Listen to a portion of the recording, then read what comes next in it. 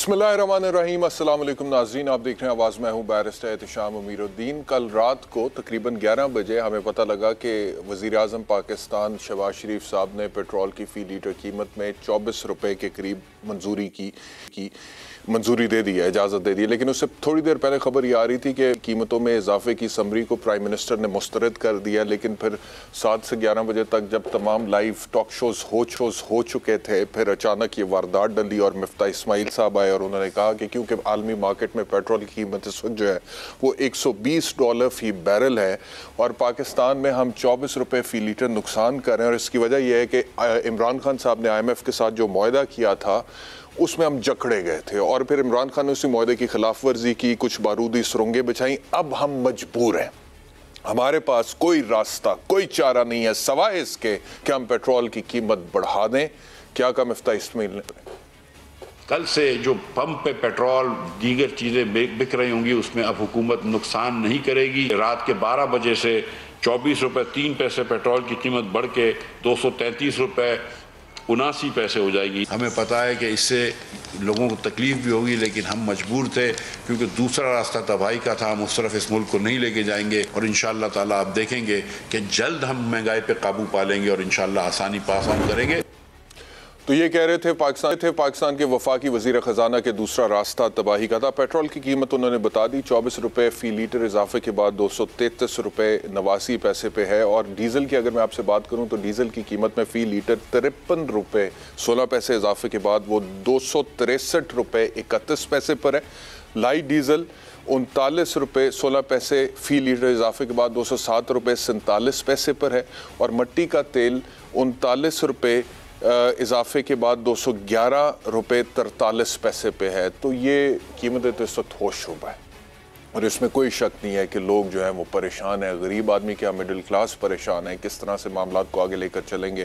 Petrol की कीमत में इजाफा होता है, आपको पता है दीगर अशियाए खुर्दनोश की कीमतों में भी इजाफा होता है। अच्छा, अभी मिफ्ता साहब ये फरमा रहे थे कि हम मजबूर हैं, हमारे हाथ जकड़े में। IMF के साथ मुआहदा इमरान खान ने किया था, उस मुआहदे की कीमत हमें चुकानी पड़ी, ये सख्त फैसले अब हमें लेने पड़े। लेकिन अगर मुआहदा इमरान खान ने कर लिया था तो सवाल ये पैदा होता है कि क्या इमरान खान के पास ऑप्शन थी? और अगर इमरान खान की जगह तब भी आप होते तो क्या आप IMF के पास ना जाते? आप भी जाते रहे IMF के पास, अपने तमाम अदवारे हुकूमत में IMF के पास आप गए हैं, तो इमरान खान भी गया। ये तो नहीं हुआ कि इमरान खान के दौरे हुकूमत में पहली दफ़ा पाकिस्तान IMF के पास गई है। मैं सिर्फ पॉइंट ये आपकी खिदमत में अर्ज़ करना चाह रहा हूँ कि हमारे सियासतदान जो हैं ये मईशत पर सियासत खेलते रहते हैं। वैसे तो हर वक्त 24 घंटे सियासत खेलते हैं, ईवान में हो, ईवान से बाहर हो, टॉक शोज़ में हो, लेकिन मईशत पर सियासत खेलते हैं। कभी मज़हब की बुनियाद पर भी सियासत खेली जाती है और कभी मईशत की बुनियाद पर भी सियासत खेली जाती है। जब इमरान हुकूमत में थे तो वो कहते थे हमारी मजबूरी है, पेट्रोल हमें बढ़ाना पड़ेगा, इसके अलावा और कोई चारा नहीं है। और पाकिस्तान मुस्लिम लीग नवाज़ और दीगर इनके आबी के जो इत्तेहादी हैं वो अपोजिशन में बैठे हुए कहते थे जुल्म हो गया अवाम के साथ। आज ये हुकूमत में आए हैं तो जो इमरान साहब कह रहे थे वो ये कह रहे हैं और जो ये कहते थे वो इमरान साहब कह रहे हैं। जब इमरान खान की हुकूमत थी, पेट्रोल की कीमत में इजाफा होता था, पाकिस्तान मुस्लिम लीग नवाज़ किस तरह से रिएक्ट करती थी, सुन।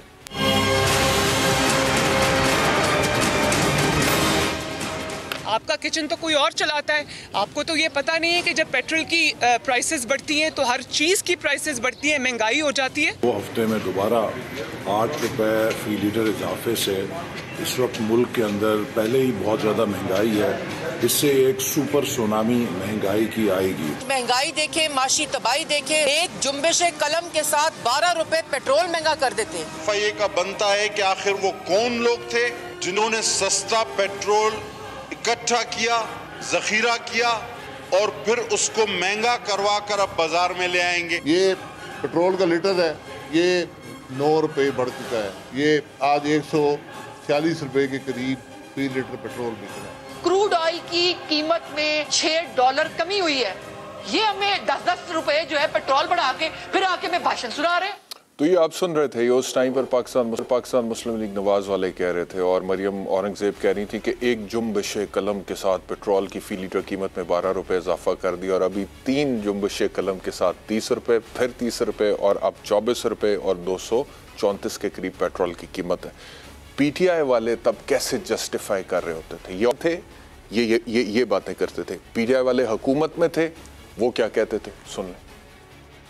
آج آپ کو کہہ رہا ہوں کہ ہمیں پٹرول بڑھانا پڑے گا، کیونکہ ہم اگر پٹرول نہیں بڑھاتے تو ہمارا خسارہ بڑھتا جا رہا ہے. اس وقت حالات ہیں اس میں ظاہر ہے کہ اس کے علاوہ کیا چارہ ہوگا کہ آپ پیٹرول کی قیمت جو ہے وہ بڑھائیں گے. کہ یوکرین کے اور یورپ میں اور جو ٹینشن بنی ہوئی ہے امریکہ میں، اس کی وجہ سے انٹرنیشنل پرائس ہے تیل کی وہ شوٹ اپ ہو گئی ہے. اب اس میں ہم کتنی دیر جو ہے وہ روک سکتے ہیں؟ ہمارے ہاں تو بلینز آف روپیز ہمارے پاس تو ہے نہیں جو کہ ہم جو ہے روزانہ اس میں دے سکیں. تو ظاہر ہے قیمتیں بڑھیں گی. کہ اس طریقے سے ہم نہیں کر سکتے کہ یہ پیٹرولیم پرائسز آرٹیفیشلی لو رکھیں. اگر وہ بڑھ رہی ہیں تو ہمیں وہ پاس آن کرنی پڑیں گی. اس دفعہ ہم تھوڑا سا ہم نے پاپولسٹ ڈیسیژن ضرور لیا، لیکن یہ زیادہ دیر چلے گا نہیں، تو یہ ہمارے پہ پریشر آئے گا. تو یہ حکومت جانے سے چند دن پہلے تک پاکستان تحریک انصاف کے چیئرپرسن عمران خان صاحب اور ان کے جتنے بھی صف اول کی لیڈرشپ ہے وہ یہ کہتے تھے چند دن پہلے حکومت جانے سے کہ یہ بڑھانا پڑے گا، یہ مجبوری ہے، یہ ناگزیر ہے. انٹرنیشنل مارکیٹ میں پیٹرول کی قیمتیں بڑھ گئی ہیں، ہم یہاں پہ کس طرح سے نقصان کر سکتے ہیں. لیکن ابھی یہ لوگ اپوزیشن میں ہیں تو اب کیا کہہ رہے ہیں یہ بھی سن لیں. آج انہوں نے جو پیٹرول کی اور ڈیزل کی قیمت بڑھائی ہے جس کا ساری اکانومی کو پر افیکٹ پڑے گا، بیچارہ نچلا طبقہ پس جائے گا، سفید پوش پس جائے گا. اس کی جو انفلیشن ہے 30% سے اوپر انفلیشن جائے گی. جو تنخواہ دار طبقہ خاص طور پہ وہ کیسے گزارا کرے گا؟ تو ہم کیوں گئے تھے روس؟ میرے لیے بھی بڑا آسان تھا کہ ان کو کہتا جی میں روس نہیں جاتا. تو یہ اب عمران خان صاحب کہہ رہے ہیں اور دیگر پی ٹی آئی کے لوگ بھی یہی بات کر رہے ہیں. اس سے پہلے کہ میں اپنے مہمان کا تعارف کراؤں، میں آج یہ دیکھ رہا تھا کہ اس وقت حکومت نے بجٹ میں جو کم سے کم اجرت رکھی ہے، تنخواہ رکھی ہے، وہ 25,000 روپے ہے. اور اگر کسی کی تنخواہ 25,000 روپے ہے جو کہ پچھلے دور حکومت میں 20,000 ہوتی تھی، یہ اس کو 25 پر لے آئے ہیں. تو میں یہ سوچ رہا تھا کہ اس آدمی کا گزارا کیسے ہوتا ہے. مثال کے طور پہ اگر اس کے 2 بھی بچے ہیں، گھر کے 4 فرد ہیں، میاں بیوی، 2 بچے یا 3 بچے ہیں، تو 4-5 لوگوں کا کنبہ 25,000 روپے مہینے میں کس طرح سے گزارا کرتا ہے.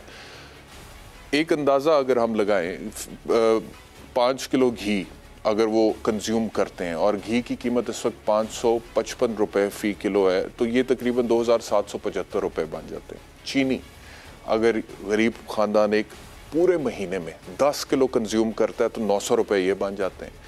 1 لیٹر پیٹرول اگر روزانہ استعمال کریں، 1 لیٹر پیٹرول، تو 7,020 روپے مہینے کے یہ بن جاتے ہیں. سبزی روزانہ 200 روپے کی خریدے تو 6,000 روپے یہ بن جاتے ہیں. بجلی کا بل پورے مہینے کا، اے سی تو دور کی بات ہے، کولر بھی مائنس کر دیں، صرف پنکھا چل رہا ہے اور بتی جل رہی ہے تو کم سے کم چلیں 2,000 روپے لگا لیں، 2,000 یہ بن جاتا ہے. مسالہ جات کھانا کوئی بنانا ہے، دال سبزی وغیرہ، اس میں مسالہ ڈالنا ہے، کوئی 2,000 روپیہ اس کا پورے مہینے کا، 30 دنوں کا میں کہہ رہا ہوں لگا لیں. آٹا 4-5 لوگ ہیں، 20 کلو تو کھا ہی لیں گے نا ایک مہینے میں، تو 20 کلو آٹا 1,000 روپیہ لگا لیں. گھر کا رینٹ، غریب آدمی کے پاس اپنا گھر تو ہوتا نہیں، چھوٹے موٹے کوارٹرز وغیرہ لے کے وہ رہتے ہیں، کم سے کم رینٹ بھی لگا لیں تو 8,000 سے کم نہیں ہے، 7-8,000 روپیہ یہ لگا لیں. تو یہ کل رقم تقریباً 30,000 روپیہ بن جاتی ہے. اور اس میں ابھی میں نے بچوں کی فیس یعنی کہ تعلیم کو ایڈ نہیں کیا، اس میں خوشی غمی کے خرچے کو ایڈ نہیں کیا، اس میں کپڑے جوتی ایڈ نہیں کی، اس میں ادویات ایڈ نہیں کیے، اس میں گوشت کی ایک بوٹی ایڈ نہیں کی، ایک بوٹی گوشت کی میں نے ایڈ نہیں کی ہے، اور باقی تمام معاملات، اور وہ بھی بڑا ہم نے تنگ کر کے، تو یہ تقریباً 30,000 روپیہ بن جاتا ہے. اب 30,000 روپے اور 25,000 روپے میں کیسے غریب آدمی گزارا کر سکتا ہے؟ اور ابھی پیٹرول کی قیمتوں میں جو اضافہ ہوا ہے، اس کے بعد معاملات دیگر اشیاء خورد و نوش کے حوالے سے بھی اور زیادہ خراب ہو جائیں گے. تو یہ وہ معاملات ہیں جن پہ حکومتوں کو فوکس کرنا چاہیے، جو پہلے بھی تھیں اور جو آج بھی ہیں. مجھے جوائن کیا ہے سلیم صافی صاحب نے، آپ سینئر ہیں. سلیم صافی صاحب بہت شکریہ مجھے جوائن کرنے کے لیے. مجھے بتائیے گا کہ پہلے تو خبر آئی تھی کل یہ کہ پرائم منسٹر نے مسترد کر دی ہے پیٹرول کی قیمت میں اضافے کی سمری، اس کے بعد رات 11 بجے وہ منظور ہو گئی. اب جو موجودہ قیمتیں ہیں وہ تو میں بتا چکا، اور ایک غریب آدمی کے حوالے سے بھی بات کر رہا تھا، وہ بھی آپ سن رہے ہوں گے. تو یہ جو بھی اب معاملات ہیں، اس میں پہلے یہ حکومت جو ہے جب اپوزیشن میں تھے یہ کہتے تھے کہ ظلم ہو گیا عوام کے ساتھ، اب یہ حکومت میں آئے تو یہ بتا رہے ہیں کہ یہ مجبوری ہے، یہ کرنا پڑے گا. اور واقعی میں IMF کی قسط تو چاہیے، اور اب یہ جو جتنے بھی معاملات ہو گئے اب اس کے بعد لگتا ہے کہ IMF کی قسط ریلیز ہو جائے گی، نہیں تو خدا نخواستہ پاکستان ڈیفالٹ کی طرف جا سکتا ہے، اور سری لنکا جیسے حالات جس طرح کی بات کرتے ہیں، اور ہمارے وفاقی وزیر خزانہ از آن ریکارڈ ٹو سے کہ خدا نخواستہ ہم ڈیفالٹ کی طرف جا سکتے ہیں.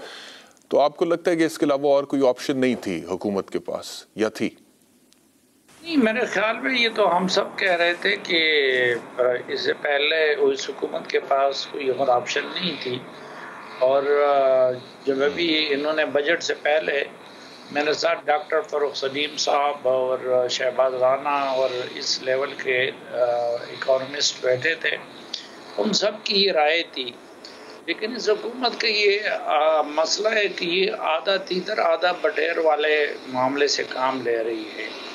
ایک تو یہ کہ اگر IMF کے شرائط پورے کرنے ہیں تو ظاہری بات ہے عمران خان نے معاہدہ کیا ہے اور اب اس کے بغیر کوئی چارہ آپ کے پاس نہیں ہے، تو پھر اگر مگر یا قسطوں میں کرنے سے یا پھر اس کے لیے دوسرے طریقے ڈھونڈنے کی بجائے ان کو پھر IMF کے شرائط تو اب اس ریاست کو پورے کرنے ہوں گے.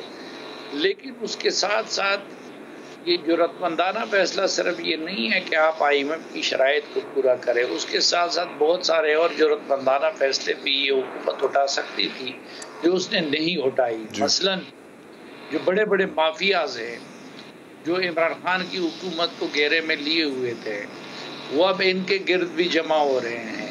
اب ان کو ٹیکس کیوں نہیں کرتے ان مافیا کو؟ مثلاً احسان اقبال صاحب اب چائے کم کرنے کی نصیحت کرتے ہیں، تو پاکستان کے اندر جو سگریٹ مافیا ہے اس پہ اگر آپ دیکھیں مثلاً ایک سگریٹ کی ڈبیا جو آسٹریلیا میں $27 کی ہے، جو نیوزی لینڈ میں $26 کی ہے، جو انگلینڈ میں بھی اسی طرح $20-22 کی ملتی ہے، پاکستان میں وہ $1 کی ہے. اب اس کی وجہ یہ ہے کہ وہ سگریٹ مافیا جو ہے وہ آ کے عمران خان صاحب نے 3 کو سینیٹر بنایا تھا، کسی اور نے سینیٹر بنایا ہوا تھا. یہی معاملہ چینی کارٹیل کا ہے، یہی معاملہ باقی سیکٹرز کا ہے. تو پھر ان کو وہ بولڈنس دکھا کے ان لوگوں کو ٹیکس کرنا چاہیے تھا اور ٹیکس کو بڑھانا چاہیے تھا. اور پھر اسی طرح ان کو جرأت مندانہ فیصلے یہ بھی ہو سکتے ہیں کہ آپ بڑی بڑی سرکاری بلڈنگوں کو ان کو نیلام کر دے. یہ پھر کیا تماشا ہے کہ جی 40% ہم جو ہے تیل کم دیں گے اور یہ کریں گے، پھر سرکاری افسران سے یا مکمل گاڑیاں واپس لے لی جائے یا پھر ان کا الاؤنس جو ہے وہ ختم کر دیا جائے. تو وہ نیم دلی سا معاملہ لگتا ہے. تو اس لیے لگتا یہی ہے کہ عوام بھی مطمئن نہیں ہوں گے اور IMF بھی مطمئن نہیں ہوگا. یہ جو سرکاری افسران کی تیل کا جو ایندھن کا جو کوٹا ہے اس میں 40% کٹوتی کے حوالے سے آپ بات کر رہے ہیں. خبر آئی بھی تھی ذرائع کی کہ وزیر اعظم نے کہا ہے کہ یا تو پیٹرول الاؤنس دیں یا پھر گاڑیاں دیں، یہاں پر دونوں چیزیں چل رہی ہیں. دوسرا آپ سگریٹ کے حوالے سے بات کر رہے تھے، تو کچھ دن پہلے شہباز شریف صاحب تقریباً 1 مہینہ ہو گیا، انہوں نے لاہور میں اینکرز کو، صحافیوں کو مدعو کیا تھا دوپہر کے کھانے پہ. پورے لاہور کے جتنے بھی اینکرز ہیں اس وقت موجود، صحافی، تجزیہ نگار، وہ وہاں پر تھے. تو ایک صحافی نے ان سے سوال کیا یہ سگریٹ مافیا کے حوالے سے جو آپ پوائنٹ اٹھا رہے ہیں کہ جی ٹیکس نہیں لگایا گیا اس پر اس طرح سے جس طرح سے باہر کے ملکوں پہ لگتا ہے. تو اس کا جواب یہ شہباز شریف نے دیا تھا کہ دیکھیں یہاں پہ ہمارے غریب آدمی پہلے ہی بڑا پریشان ہے، اور اپنی پریشانیوں سے نکلنے کے لیے ایک راستہ اس کے پاس یہ ہوتا ہے کہ وہ کبھی کبھی سگریٹ کا ایک کش لگا لیتا ہے تو وہ ریلیکسڈ فیل کرتا ہے، تو اس پہ بھی ہم ٹیکس لگائیں گے. لیکن بہرحال اس کے اوپر تو یہ میاں شہباز شریف صاحب کا اس کے اوپر رسپانس تھا، میں آپ کو بتا رہا ہوں. بہرحال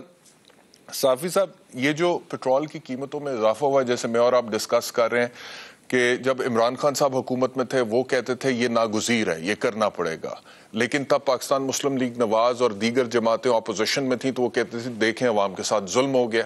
اب یہ وائس ورس ہے، دوسری جماعتیں PDM کی جو ہے وہ حکومت میں وہ کہتے ہیں ناگزیر ہے، کرنا پڑے گا، مجبوری ہے. عمران خان صاحب کہہ رہے ہیں ظلم ہو رہا ہے. تو یہ معیشت پر سیاست ہوتی ہے، سیاست کو مقدم رکھا جاتا ہے ملک کی معیشت پر. نہیں، یہ تو پاکستان کی بدقسمتی ہے کہ یہاں معیشت پہ بھی سیاست ہوتی ہے، معیشت سے بڑھ کے یہاں خارجہ پالیسی پہ سیاست ہوتی ہے. اور عمران خان صاحب نے تو یہ بھی روایت ڈال دی ہے کہ اب دیکھیں کہ نیشنل سیکیورٹی کے معاملے پہ بھی وہ سیاست کر رہے ہیں. تو یہ تو اس ملک کی بدقسمتی ہے. لیکن ایک لحاظ سے یہ کہ عمران خان صاحب نے اپنی حکومت میں کوئی کنسنسس پیدا کرنے کی یا میثاق معیشت کی بات نہیں کی. اس کے ساتھ ساتھ اپوزیشن میں بھی یہ لوگ بات کرتے رہے. دوسری بات یہ ہے کہ کسی حد تک اپوزیشن جو اس حکمران جماعتیں ہیں ان کو اس لیے زیب دیتا تھا کیونکہ IMF کے پاس تو عمران خان گئے تھے. یہ ٹرمز کنڈیشن انہوں نے ان کے ساتھ متعین کیے تھے اور میرے پاس وہ IMF کا معاہدہ پڑا ہے جس میں عمران خان صاحب کی حکومت نے ان کے ساتھ لکھا ہے کہ ہم ہر مہینے 4 روپے اس کا اضافہ کریں گے فی لیٹر اور انٹرنیشنل مارکیٹ کے مطابق لائیں گے. تو عمران خان صاحب 2 چیزوں کے مرتکب ہوئے ہیں. ایک IMF کے ساتھ معاہدے کی اور دوسرا پھر ان کے ساتھ وعدہ خلافی کی کیونکہ پالیٹکس کو مد نظر رکھ کے پھر آخری مہینوں میں انہوں نے نہ صرف یہ کہ وہ ماہانہ 4 روپے کے حساب سے بڑھانا چھوڑ دیا بلکہ الٹا نئی حکومت کے لیے بارودی سرنگ بچھانے اور وقتی طور پر عوام کو خوش کرنے کے لیے ان کو الٹا سبسیڈائز بھی کر دیا. حالانکہ انہوں نے تو نہ صرف یہ کہ سارا قیمتیں انٹرنیشنل مارکیٹ کے مطابق لانے کی بات کی تھی اور 2-3 مہینے عمران خان نے کیا بھی تھا بلکہ الٹا انہوں نے پھر اس کو سبسیڈائز کر دیا. تو اس لیے میرے خیال میں جرم عمران خان کا زیادہ ہے جس نے معاہدہ کیا ہے IMF کے ساتھ, جس نے پاکستانی معیشت کا توق IMF اور امریکہ کے ہاتھ میں دے دیا ہے تو اس کے ذمہ دار عمران خان ہے. اور عمران خان نے ایک دوسرا جرم بھی کیا ہے, وہ یہ کہ جو CPEC کے معاہدات تھے اس میں ہمارے یہ کمٹمنٹ تھی چائنا کے ساتھ کہ ہم کبھی بھی اس کو امریکہ اور IMF کو نہیں دکھائیں گے اور ان سے شیئر نہیں کریں گے. تو انہوں نے وہ معاہدے بھی IMF کے ساتھ شیئر کر دیے جس کی وجہ سے امریکہ کے ٹرسٹ کو بھی انہوں نے نقصان پہنچا, چین کے ٹرسٹ کو بھی نقصان پہنچا ہے. صحیح ہے صاحب صاحب, لیکن اب غریب آدمی کیا کرے؟ مثال کے طور پہ میں ابھی انٹروڈکشن میں ڈسکس کر رہا تھا کہ اس حکومت نے جو کم سے کم اجرت رکھی ہے وہ 25,000 روپے, اور اگر 25,000 روپے کو سامنے رکھ کے غریب آدمی کا بجٹ بنانے کی کوشش کی جائے تو وہ کچھ بنیادی چیزیں اگر پوری کر لے جس میں دودھ, آٹا, بجلی کا بل, گھر کا رینٹ, مسالہ جات, یہ چیزیں تو بھی اس بجٹ میں وہ پورا نہیں کر سکتا. اور اس میں بچوں کی فیس نہیں آتی, خوشی غمی کا خرچہ نہیں آتا, کپڑے, جوتی, ادویات, گوشت, یہ ساری چیزیں ہم نے ابھی مائنس رکھی ہیں اس میں سے. لیکن 25,000 روپے میں باقی چیزیں جو ہے نا وہ بھی مینج نہیں ہو سکتی ہیں. اوپر سے پیٹرول اتنا مہنگا اب ہو گیا ہے. اب غریب آدمی کیا کرے؟ کیا یہ جو مشکل فیصلہ کیا پاکستان مسلم لیگ نواز کی مخلوط حکومت نے, آپ سمجھتے ہیں کہ آنے والے دنوں میں یہ غیر مقبول ہوں گے یا پھر کسی طریقے سے یہ IMF کی قسط کے بعد کوئی سنبھالا دے سکیں گے معیشت کو اور اپنا اعتماد بحال کر سکیں گے عوام کے اندر؟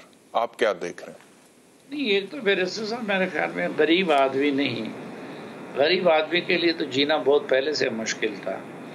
اس وقت تو مڈل کلاس کے لیے اور ہم جیسے لوگوں کے لیے بھی اپنا ماہانہ بجٹ بنانا مشکل ہو گیا ہے, بلکہ ناممکن ہو گیا ہے.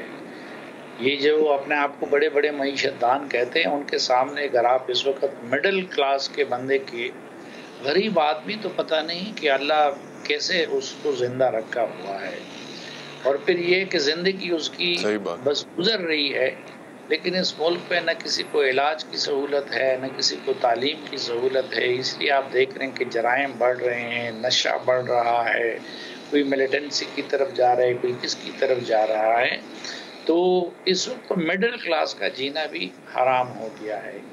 اب اس امید پہ ان لوگوں نے اقتدار بھی سنبھالا ہے اور یہ ہمیں امید بھی دلایا ہے کہ ایک مرتبہ IMF کی شرائط پورے کرنے کے بعد, چونکہ باقی دنیا بھی IMF کو دیکھتی ہے اور ان سے بھی ان کو کچھ ملنے کی امید ہے, لیکن میرے خیال میں اس حکومت کو مشکل اور انقلابی فیصلے کرنے ہوں گے. اور وہ مافیاز کے اثر سے اپنے آپ کو آزاد کرنا ہوگا. نہیں تو غریب آدمی نہیں بلکہ مڈل کلاس بھی اتنا تنگ آ جائے گا کہ وہ ان کا جینا پھر حرام کر دے گا اور تنگ کر دے گا. اور مشکل فیصلوں سے میری مراد یہ ہے کہ نمبر 1 پاکستان کے اندر اس وقت جو انڈائریکٹ ٹیکسیشن ہے کہ آپ جی ایس ٹی وہ جتنا ایک غریب دہاڑی دار دیتا ہے وہی ٹیکس جو ہے جی ایس ٹی کی صورت میں اگر آپ نے لگائی ہے تو وہ ایک ارب پتی بھی لگاتا ہے، میاں منشا بھی اس کو خریدتا ہے، ملک ریاض بھی اس کو خریدتا ہے. تو دنیا میں یہ ہوتا ہے. سب سے زیادہ ٹیکسیشن آپ دیکھیں تو اسکینڈینیوین کنٹریز میں ہے، لیکن وہاں پہ یہ ہے کہ آپ کے جائیداد کی حساب سے اور آپ کے پراپرٹی اور انکم کے حساب سے آپ پہ ٹیکس لگایا جاتا ہے. تو ڈائریکٹ ٹیکسیشن اس حکومت کو کرنی چاہیے. اب یہ کتنا ظلم ہے. میرا اسلام آباد میں اپنا گھر نہیں ہے، ابھی بھی میں افورڈ نہیں کر سکتا. میں اسلام آباد سے باہر اپنے لیے چند مرلے کا مکان بنا رہا ہوں، لیکن عمران خان صاحب کتنے سو کی اس میں رہتے ہیں، زرداری صاحب کتنے سو کی اس میں رہتے ہیں، باقی اسی طرح خود شریف فیملی کے بھی. لیکن بہت شکریہ سلیم صافی صاحب ہمیں جوائن کرنے کے لیے. I have to close the segment. ایک بریک لیتے ہیں، بریک کے بعد جب واپس آئیں گے تو پھر اگلی سٹوری پر بات کریں گے.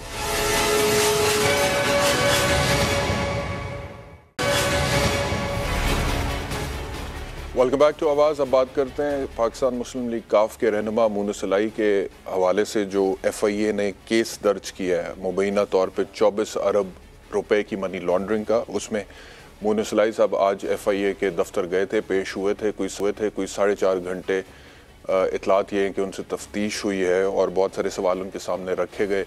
اور جو 2 دیگر ملزمان تھے جن میں سے ایک محمد نواز بھٹی اور دوسرا مظہر عباس ہے، جس میں سے ایک نائب قاصد ہے اور دوسرا سٹوڈنٹ تھا اس ٹائم پہ جس ٹائم پہ آر وائی کے شوگر ملز کے شیئرز انہوں نے خریدے تھے، ان کو 4 روزہ جسمانی ریمانڈ پہ ایف آئی اے کے سپورٹ کر دیا گیا. مونس الائی صاحب نے آج کیا کہا، میڈیا سے گفتگو سنیں.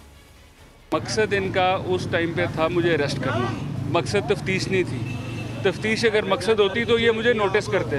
انہوں نے آج کی تاریخ تک مجھے نوٹس نہیں دیا. میں خود ان کے پاس آ کے میں نے پوچھا بھائی بتاؤ کیا ماجرا ہے، تو انہوں نے پھر مجبوراً یہ ایک سوال نامہ مجھے دیا. مجھے جوائن کیا پاکستان مسلم لیگ کاف کے رہنما کامل علی آغا نے. کامل علی آغا صاحب بہت شکریہ جوائن کرنے کے لیے. مونس الائی آج ایف آئی اے کے دفتر گئے تھے، شامل تفتیش ہوئے، 4.5 گھنٹے ان سے تفتیش ہوئی. سوالوں کی ایک لسٹ میرے سامنے بھی ہے جو اپیرنٹلی پتہ لگا کہ جی ان سے پوچھے گئے. تو یہ جو ایف آئی اے کا بنیادی سوال ہے کہ یہ جو 2 انڈیویجولز ہیں، محمد نواز بھٹی جو کہ نائب قاصد کی نوکری کرتا تھا اور مظہر عباس جو اس وقت سٹوڈنٹ تھا، 66% شیئرز انہوں نے اپنے نام پہ کیسے کیے، اور 72 کروڑ 2008 میں جو کیپٹل تھا شوگر مل کا وہ چلا گیا. اس کے علاوہ ایف آئی اے نے پوچھا ہے کہ جی جو زمین خریدی گئی اس کا کیا سورس تھا، مشینری آئی اس کا کیا سورس تھا، ایڈمنسٹریٹو ایکسپینسز. اور ایف آئی اے کا الزام یہ ہے کہ مبینہ طور پہ چودھری مونس الائی کے فرنٹ مین ہیں. کیا کہیں گے؟ دیکھیں یہ قطعی طور پہ غلط بات ہے اور انہوں نے انکار بھی کر دیا. وہ کہتے ہیں میں جانتا ہی نہیں ان کو. اور یہ بات تو دیکھنا ایلیگیشن ابھی انہوں نے نیب کا قانون بھی جو نیا بنا دیا اس کے اندر بھی انہوں نے یہ کیا کہ جو الزام لگائے گا جو ادارہ وہ خود ثابت کرے گا تو وہ ثابت کریں. دیکھیں یہ سارا پولیٹیکل پریشر ہے اور یہ ان کا طرز عمل ہمیشہ سے نون لیگ کا یہی رہا ہے.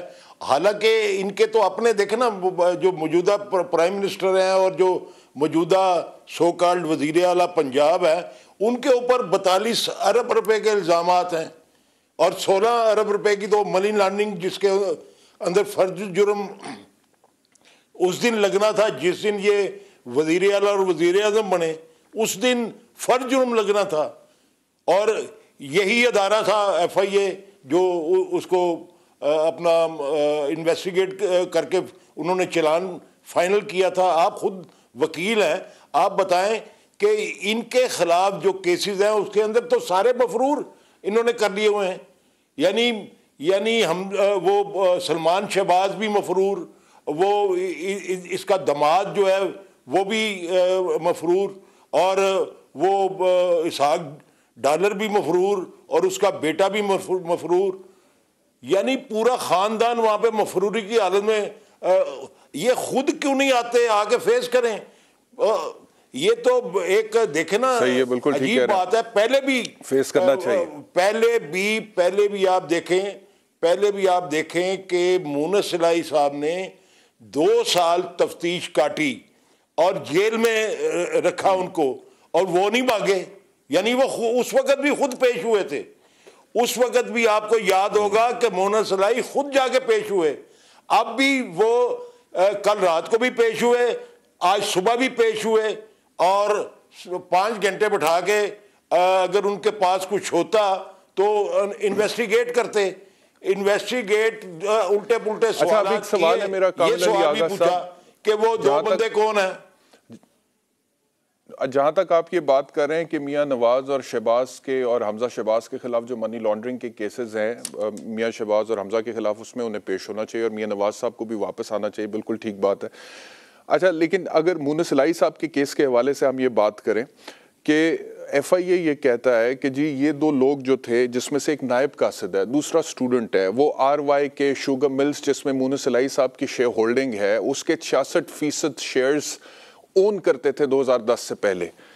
اور یہ کون ہے؟ ایف آئی اے کو لگتا ہے کہ مونس الہی صاحب کے فرنٹ مین ہیں، اور مختلف بینک اکاؤنٹس کے ذریعے، بے نامی ٹرانزیکشنز کے ذریعے مونس الہی صاحب کے حوالے سے کوئی 24 ارب روپے کی منی لانڈرنگ ہوئی ہے. آپ کہہ رہے ہیں کہ مونس الہی صاحب نے کہا کہ میں نہیں جانتا ہی نہیں ہوں. سوال یہ پیدا ہوتا ہے کہ وہ شوگر مل جس میں مونس الہی صاحب کے اس وقت تقریباً 35% شیئرز ہیں، اس شوگر مل میں ان 2 لوگوں کے 66% شیئرز رہے ہیں پہلے. تو مونس الہی صاحب کا اس سے کوئی تعلق ہی نہیں، وہ انہیں جانتے نہیں، کوئی کنیکشن نہیں، مطلب کہ انہیں پتہ ہی نہیں، انہوں نے کبھی ان 2 لوگوں کے نام ہی نہیں سنے. یقینی طور پہ انہوں نے بڑے واضح الفاظ میں کہا ہے. اور دیکھیں میری بات سنیں، یہ انویسٹمنٹ احتشام کبھی بھی کوئی انویسٹمنٹ، پرماننٹ انویسٹمنٹ کبھی بھی کسی فرنٹ مین کے نام پہ نہیں ہوتی. نہ جائیدادیں کسی فرنٹ مین کے نام پہ خریدی جاتی ہیں. فرنٹ مین کے نام پہ رشوت اور ادھر کا مال ادھر اور ادھر کا مال ادھر، اور اس کا مال ادھر سے نکال کے اس بینک میں، حمزہ کا نکال کے فلاں شہباز کے بینک میں، اور اپنا یہاں سے پیسے بھیجنے ہوں تو کسی فرنٹ مین کے نام پہ بھیجے جاتے ہیں، اور وہاں سے منگوانے ہوں چاہے وہ بیرون ملک کبھی گئے بھی نہ ہوں تو وہ فرنٹ مین ہوتے ہیں. یہ فرنٹ مین اگر یہ ثابت کر دیں تو کریں نہ ثابت. یہ بات الزام لگانا تو ہر کوئی لگا سکتا ہے. آپ میرے پہ لگا سکتے ہیں، میں کسی اور پہ لگا سکتا ہوں. یہ حق تو ان کو ہے، اور یہی حق استعمال کرتے ہیں ہمیشہ ہر دور کے اندر اپنے لیے. اچھا، ایف آئی اے کا ایک سوال ہے کامل علی آغا صاحب، جس کے یہ آپ کہہ رہے ہیں کہ وہ یہ کہتے ہیں یہ جو سوال نامہ چودھری مونس الہی کو انہوں نے دیا تھا، اس میں جو آخری سوال ایف آئی اے نے پوچھا، آغا صاحب آخری سوال انہوں نے پوچھا کہ are you aware of the fact that Muhammad Nawaz Bhatti has been a signatory of at least 32 bank accounts, 27 of which are RYK group accounts with a credit turnover of approximately rupees 24 billion. یعنی کہ وہ یہ کہہ رہے ہیں کہ محمد نواز بھٹی جس کے حوالے سے چودھری مونس الہی یہ کہہ رہے ہیں کہ میں جانتا تک نہیں ہوں، جبکہ مونس الہی صاحب کے پاس شیئرز ہیں RYK شوگر ملز کے. ایف آئی اے یہ کہتی ہے کہ محمد نواز بھٹی سگنیٹری ہے تقریباً 32 بینک اکاؤنٹس کا، جس میں سے 27 جو تھے وہ آر وائی کے گروپ اکاؤنٹس تھے. یعنی کہ گروپ اکاؤنٹس میں وہ سگنیٹری ہے اس شوگر مل کے گروپ اکاؤنٹس میں، جس میں مونس الہی صاحب خود شیئر ہولڈر ہیں 35% کے اس وقت. تو یہ کیسے ممکن ہے کہ ایک آدمی 27 آر وائی کے گروپ اکاؤنٹس کا سگنیٹری ہو اور مونس الہی صاحب کی اسی شوگر مل میں 35% شیئرز ہوں اور وہ اس کو جانتے بھی نہ ہوں؟ دیکھیں تو شام، یہ مونس الہی صاحب نے یہ کہا ہے، آج بھی میں نے سنا ہے کہ کوئی انویسٹمنٹ کمپنی ہے جس کے ذریعے انہوں نے یہ پیسے یہاں پہ اپنے پیسے جو ہیں وہاں پہ انویسٹ کیے ہوئے ہیں. اور دیکھیں یہ 2 بندے جن کے متعلق یہ کہہ رہے ہیں وہ ان کی تعویل میں ہیں. ان سے تفتیش کریں اور اگر تفتیش میں یہ ثابت ہو جائے کہ یہ پیسے جو ہیں وہ ان کے نہیں ہیں اور کسی اور کے ہیں، زید بکر کسی کے بھی یا مونس کو یہ الج کر رہے ہیں مونس لائی صاحب کے ہیں تو وہ اس کا ثبوت دیں اور ثبوت سے بات ہوگی نا. لیکن آپ کی سمجھ میں بات آتی ہے کہ ایک بندہ جو کہ سرکاری ملازم ہے, نائب قاصد ہے, اور دوسرا بندہ سٹوڈنٹ ہے, وہ 24 ارب روپیہ ان کے پاس آئے گا تو کہاں سے آئے گا کامل علی آغا صاحب؟ مطلب کہ 24 ارب وہ ایک سرکاری ملازم جو چند ہزار روپے کی نوکری کرتا ہے. یہ بات کا اس بات کا جواب نہ میں نے دینا ہے نہ مونس لائی نے دینا ہے. یہ جواب ان لوگوں نے دینا ہے جو ان کی تعویل میں ہیں, انہوں نے گرفتار کیا ہوا ہے, ان سے پوچھیں. یہ مل جو ہے یہ خسرو بختیار کے بھائی کی مل ہے, اس کے اندر انویسٹمنٹ یہ انویسٹمنٹ کمپنیاں تو آپ کو پتہ ہے نام بھی ایف آئی آر میں جو پیسے والے لوگ ہوتے ہیں یہ انویسٹمنٹ کمپنیز کے ذریعے انویسٹ کرتے ہیں مختلف اداروں کے اندر, مختلف کمپنیوں کے اندر وہ انویسٹ کرتے ہیں اپنے انٹرسٹ کے اندر.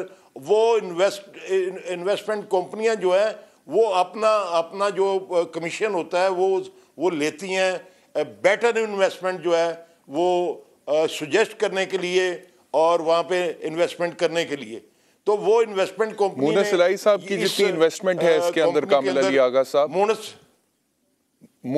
مونس لائی صاحب کی جتنی انویسٹمنٹ ہے اس کے اندر تقریباً 35% شیئرز جو کہ ایف آئی اے کے کویشچنئر کے مطابق میرے سامنے آ رہے ہیں وہ انہوں نے اپنے ٹیکس ریٹرنز میں اور ویلتھ سٹیٹمنٹس میں ڈکلیئر کیے ہوئے ہیں. یہ الیکشن کمیشن آف پاکستان کا جو ریکارڈ ہے اس میں ڈکلیئر کیا ہوا ہے. بالکل کیا ہوا ہے. آج کے سوالات کے اندر یہ جوابات مونس لائی صاحب نے دیے ہیں کہ میری انویسٹمنٹ جتنی بھی ہے وہ میں میرے اپنا جو میں نے ڈکلیئر کیے ہوئے ہیں اثاثے اس کے اندر ڈکلیئر چکا ہے, ایف بی آر کے پاس ڈکلیئرڈ ہے. صحیح ہے. اچھا, اور یہ بھی کہا جا رہا ہے ایف آئی اے کی طرف سے ایک الزام کہ یہ شوگر مل کی اپروول اس ٹائم پر ہوئی تھی جس وقت چودھری پرویز الہی خود چیف منسٹر تھے اور مونس الہی صاحب یا چودھری پرویز الہی صاحب نے اپنا انفلوئنس اثر و رسوخ استعمال کرتے ہوئے بڑی جلدی میں اس شوگر مل کی اپروولز دی ہیں. تو اس الزام کے بارے میں کیا کہیں گے؟ اس کا بھی جواب مونس الہی صاحب نے دیا ہوگا. آج ان سے جو سوالات ہوئے ہیں جو میں نے یہ آپ کے پاس جو چلایا گیا ہے وہ جو میں نے سنا ہے وہ اے آر وائی پہ سنا تھا, وہ ذرا تفصیل سے تھا. اس کے اندر انہوں نے بتایا تھا کہ یہ سوالات مجھے انہوں نے کیے تو میں نے ان کو بتایا کہ کیونکہ نارملی ہوتا ہی ہے تمام اثاثے یہ انویسٹمنٹ بھی ڈکلیئرڈ ہے. جی ٹھیک ہے, بالکل ڈکلیئرڈ ہے. لیکن سوال میں اور پوچھ رہا ہوں, میں یہ سوال پوچھ رہا ہوں کہ شوگر ملز کے حوالے سے خاص طور پہ پاکستان میں پچھلے 74 سال سے جب سے ملک بنا ہے ایک منوپلی ہے, ایک کارٹل ہے. اسی لیے وہ شوگر مافیا کی بات ہوتی ہے نا, وہ جو پرائز کو کنٹرول کرتے ہیں اوپر نیچے لے کر جاتے ہیں, اور یہی وجہ ہے کہ کسی اور کو جلدی گھسنے بھی نہیں دیتے ہیں. اور ہر بڑی سیاسی جماعت کے لوگ اس مافیا کے اندر, کارٹل کے اندر شوگر مل مالکان میں شامل ہیں اور جلدی کے یہ کسی نئے بندے کو لائسنس دیتے ہی نہیں ہے. لیکن جب چودھری مونس الہی صاحب نے شوگر مل کا لائسنس لینا تھا یا شیئر ہولڈنگ لینی تھی تو ایف آئی اے الزام لگا رہا ہے کہ بڑی جلدی لائسنس مل گیا, اپروول ہو گئی, جو کہ ایک عام بزنس مین کو نہیں ملتی ہے. تو اس میں وہ کہہ رہے ہیں کہ چودھری پرویز الہی صاحب کا رول ڈٹرمن کیا جائے گا during the course of investigation کہ کیا انہوں نے اپنا ذاتی اثر و رسوخ استعمال کرتے ہوئے یہ اپروولز دی تھی. دیکھیں, خسرو بختیار کی فیملی جو ہے وہ اس بزنس میں کافی پرانی ہے اور ان کا اس میں انویسٹمنٹ پہلے سے موجود ہے. میرا نہیں خیال کہ یہ اس دور میں ہوئی. اگر اس دور میں بھی ہوئی ہوگی تو روٹین میں ظاہر ہے وہ تجربہ کار لوگ ہیں اور مالک جو ہے وہ خسرو بختیار کے بھائی ہیں اور وہ جائز مالک ہیں, وہ اس بزنس میں ہیں. انویسٹمنٹ تو مل بننے کے بعد جب وہ شیئر فلوٹ کرتے ہیں تو اس وقت خریداری ہوتی ہے کہ جس کسی کو شیئر جس کمپنی کے اچھے لگتے ہیں وہ اس کو پرچیز کرتا ہے. وہ اپنی ایجنٹ فرم جو ہوتی ہے اس کے ذریعے یہ تقریباً وہ بتاتی رہتی ہے کہ یہ مونس الہی صاحب کی اس مل میں میرے دیکھیں میں ان کے بزنس کے متعلق نہیں, میرے علم میں نہیں ہے. میں نہ کبھی میں نے پوچھا ہے نہ میں نے کبھی جاننے کی کوشش کی ہے کیونکہ میں ان کا سیاسی جو ایک آخری سوال سیاست کے پوائنٹ آف ویو سے, وہ परवेज़ इलाही साहब और चॉइस शुजात के हवाले से आजकल सियासी तौर पर बड़ी बातें हो रही है। एक फवाद चौधरी का ट्वीट था जिसमें उन्होंने कहा कि सालिक हुसैन साहब को शर्म आनी चाहिए कि वो मुनस इलाही के खिलाफ पर्चे करा रहे हैं। तो आप लोग समझते हैं कि इसमें सालिक हुसैन साहब का कोई हाथ है? देखिए मैं कतई तौर पे इस बात पे यकीन नहीं कर सकता कि सालिक हुसैन जो है वो अपने भाई के ख़िलाफ़ इस किस्म की कोई हरकत करेंगे, लेकिन ज़ाहिर है कि वो एक मुखालिफ ग्रुप में चले गए हैं तो किसी न किसी को बात करने का मौका मिल जाता है। बाकी कुछ लोग, बहुत सारे ऐसे लोग हैं जो तारिक बशीर चीमा चौधरी बरादरान से मोहब्बत करते हैं, तारिक बशीर चीमा चौधरी बरादरान से मोहब्बत करते हैं और दुख के अंदर भी ये बात करते हैं, दुख के अंदर बात भी करते हैं लोग, तकलीफ में होते हैं लोग कि इनका इत्तेफाक रहना चाहिए। और आप यकीन रखें, मैं आपको एक बात पूरे यकीन से कह सकता हूँ, मेरा 50 साल का तल्लक है इस फैमिली के साथ और चौधरी ज़हूर इलाही से लेके आज तक मेरा एक दिन का भी इनके साथ तल्लक इधर उधर नहीं हुआ। अल्हम्दुलिल्लाह मेरा यकीन है पूरे ईमान की रोशनी में, और अल्लाह से भी मेरी ये इस बात पे दुआ भी है और तवक्को भी है और यकीन भी है कि इन दो भाइयों के अंदर कतई तौर पे कभी कोई इख्तलाफ नहीं हो सकता। चौधरी शुजात हुसैन साहब और चौधरी परवेज़ इलाही साहब के कामिल अली आगा साहब होने के लिए एक ब्रेक का वक्त हो गया। ब्रेक के बाद जब वापस आएंगे तो फिर एक और ख़बर है बिजली के हवाले से कि जी उसकी कीमतों में भी इजाफे का कोई प्लान बन रहा है, वो भी डिस्कस करेंगे आफ्टर द ब्रेक।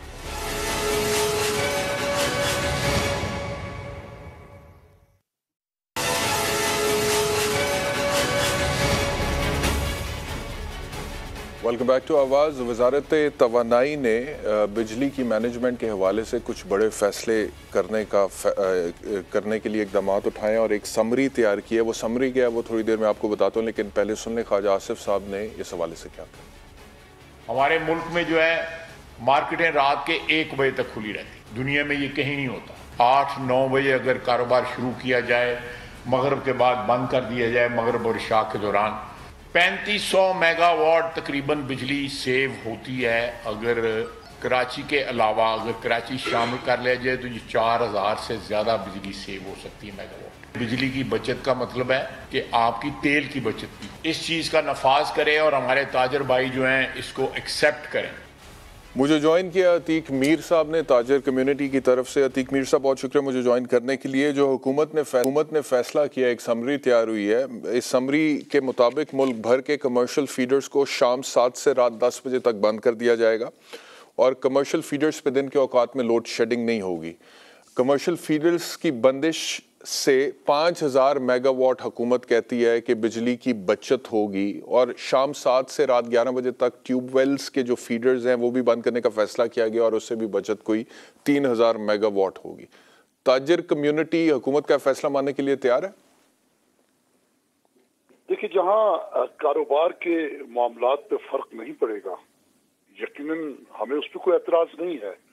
इस वक्त के यकीनन हुकूमत मुश्किलात का शिकार है तो इस तरह के फैसले कर रही है, लेकिन हुकूमत को अपने फैसलों में ये बात मद्देनजर रखनी चाहिए कि अगर दिन के औकात में मार्केटों में बिजली का ब्रेकडाउन होता है, ये लोड शेडिंग की जाती है, तो फिर जल्द मार्केटें बंद करना, यानी जल्द से मुराद 7 बजे या 6 बजे या 8 बजे, ये मुश्किल होगा।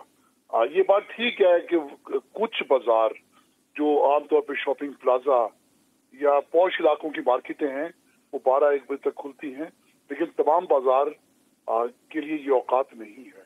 तो हुकूमत जो भी फैसला करे उसमें ये बात मद्देनजर रखे कि हमें अगर दिन के औकात में कारोबार के लिए बिजली मैसर आएगी तो हम जल्द बंदिश के लिए जरूर गौर करेंगे और ताउन करेंगे। लेकिन अगर सारा दिन बिजली की आंख बचूरी चलेगी और इस शदीद गर्मी में जो कि खरीदार भी शाम के औकात में मार्केटों का रुख करता है, तो फिर जल्द बंदिश हमारे लिए मुमकिन नहीं। उसमें समरी में लिखा हुआ है जी कि समरी के मुताबिक कमर्शियल फीडर्स पे दिन के औकात में लोड शेडिंग नहीं होगी। अगर ये इस तरह से होता है कि शाम 7 से रात 10 बजे तक कमर्शियल फीडर्स को बंद कर दिया जाएगा बिजली बचाने के लिए, बचत के लिए, जैसे वो कहते हैं 5000 मेगावाट की बचत हो जाएगी, तो फिर वो ये भी कह रहे हैं कि दिन के औकात में आप लोगों को लोड शेडिंग का सामना नहीं करना पड़ेगा। तो अगर इस चीज़ पर हुकूमत स्टैंड लेती है और आप लोगों के लिए लोड शेडिंग नहीं होती है दिन के औकात में, फिर आप मान जाएंगे?